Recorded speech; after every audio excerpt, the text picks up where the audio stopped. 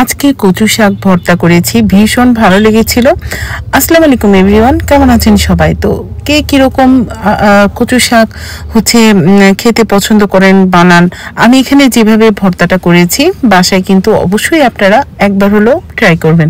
তো এখানে চেপে চেপে প্রথমে আমি দিয়ে নিয়েছি। তো এখানে যতগুলো দেখা যাচ্ছে এটা সিদ্ধ যখন হয়ে আসবে, এটা 4 ভাগের একদম 1 ভাগ হয়ে আসবে, খুব কম হয়ে যায়।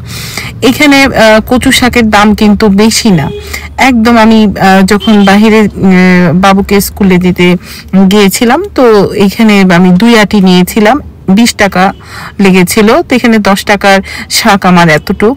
তো ভীষণ কিন্তু উপকারী এই শাকটা, আয়রন থাকে, বাচ্চাদের জন্য খেতে কিন্তু ভীষণ ভালো হয় এই শাকটা। তো বাচ্চারা কিন্তু শাকটা খেতে চায় না, তাদের জন্য যেটা দরকারি জিনিস তারা সেটা খায় না। তো আমি এখানে যেভাবে করেছি, আমার বাবু এই শাকটা খেতে ভীষণ পছন্দ করেছিল। তো এইখানে আমি বেশ কয়েকটা গোটা আমার রসুন দিয়েছি আর অল্প করে কাঁচামরিচ দিয়েছি। এখানে কাঁচামরিচটা বেশি ঝাল না, তো আমার ছোট বাবু খাবে দেখে এখানে আমি কাঁচামরিচটা এই মাপে দিয়েছি। তো আপনারা কম বেশি এখানে দিয়ে নিতে পারেন। তো এটা ভালোভাবে প্রথমে আমি সিদ্ধ করে নিয়েছি, যেহেতু এটা আমি কচু শাকের ভর্তা করব। কচু শাকটা কিন্তু খুব ভালো করে বেশ কিছুক্ষণ এখানে আমি সিদ্ধ করে নিয়েছি।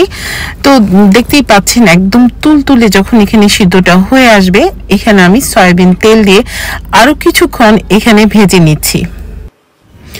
তো এখানে আমি আর সরিষার তেল দিইনি, সয়াবিন তেল দিয়ে নিলাম। তো এক সাইড থেকে একটু গরম হয়ে যাওয়ার পর এখানে কিন্তু বেশ কিছুক্ষণ আমি ভেজে নিয়েছি, যেহেতু এটা আমি ভর্তা করব, তো পরে আর এটা কুক হবে না। তো ভেজে নেওয়ার পর এখানে কিন্তু আমি লেবু পাতা দিয়ে নিয়েছি। এই শাকে কিন্তু একটা স্মেল থাকে, যেহেতু এটা পাতার একটা স্মেল থাকে। তো এই লেবু পাতাটা দিয়ে নেওয়ার পর কিন্তু সেই সেন্টটা আর অতটা থাকে না, খেতেও কিন্তু ভীষণ ভালো লাগে। একদম 1 মিনিটের মতন এই শাকটা আমি ভেজে নেওয়ার পর উঠিয়ে নিয়েছি। এবার একটা গ্রাইন্ডারের জার আমি এখান থেকে উঠিয়ে নিচ্ছি। এটা ঠান্ডা হয়ে যাওয়ার পর আমি গ্রাইন্ডার জারে এটা গ্রাইন্ড করে নিব। তো অন্যদিকে একটা প্যান বসিয়ে দিয়েছি, এখানে আমি সরিষার এবার তেল দিয়ে নিচ্ছি। তো এই তেলে একটা শুকনা মরিচ এখানে আমি ভেজে নিয়েছি। যেহেতু এটা ছোট মানুষ খাবে, আমি বেশি শুকনা মরিচ এখানে দিব না, আপনাদের কম বেশি এখানে আপনাদের প্রয়োজন মতো দিয়ে নেবেন। আর এখানে আমি বেশ কিছু পেঁয়াজ কাটা দিয়ে নিচ্ছি আর স্বাদ মতন লবণ দিয়ে নিচ্ছি। এরপর এখানে কিছুক্ষণ ভেজে নেওয়ার পর আমি একটু স্বাদ মতন চিনি দিয়ে নিচ্ছি, এটা আপনারা স্কিপও করতে পারেন। তো এখানে আমি দিয়ে নিচ্ছি, আমার ছোট বাবু খাবে, মুখে একটু স্বাদের জন্য এটা আমি দিয়ে নিয়েছি। বাচ্চারা কিন্তু আমি এখানে যেভাবে করেছি এটা কিন্তু মুখে দিলেই খেতেই থাকবে, এরকম আর কি। তো খুবই টেস্ট হয় এই শাকটা আমি এখানে যেভাবে করেছি। এবার এটা আমি গ্রাইন্ডারে জারে দিয়ে নিয়ে এটা গ্রাইন্ড করে নিব। খুব ঝটপট কিন্তু এখানে হয়ে যায় এই ভর্তাটা। এখানে গ্রাইন্ড করে নেওয়ার পর এবার আমি উঠিয়ে নিচ্ছি একটা চামচ দিয়ে। আমি তো এই ভর্তাটা গরম ভাতের সাথে খেয়েছি, ভীষণ ভালো লেগেছিল। আপনারা কিন্তু পোলাও দিয়েও এই ভর্তাটা সার্ভ করতে পারেন।